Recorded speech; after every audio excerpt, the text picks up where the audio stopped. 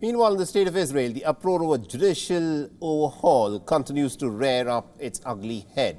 As a mark of protest, cyber warfare reservists of the Israeli Defense Forces have decided not to show up for work. Now, according to reports, at least about 300 reservists from the cyber warfare unit signed and issued a letter stating that they would not show up for their voluntary reserve duty.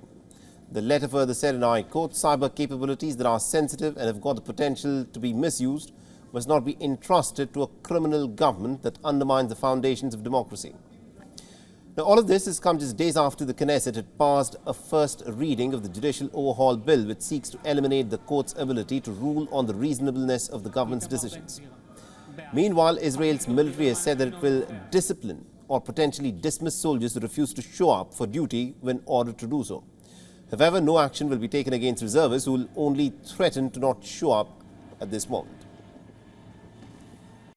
Following protests across Israel, hundreds of reservists have now confirmed they will refuse to show up for reserve duty, fearing the government is introducing its judicial overhaul plans incrementally. Defence Minister Gallant has said this is a reward for Israel's enemies. Meanwhile, the Justice Committee is preparing the reasonableness bill for its second and third readings in Parliament. Remember, this would limit judges to judging elected officials' decisions based on the law and not based on whether or not they think something is reasonable. The coalition has indicated it's aiming to pass the legislation over the next couple of weeks, and there are growing calls for a return to talks.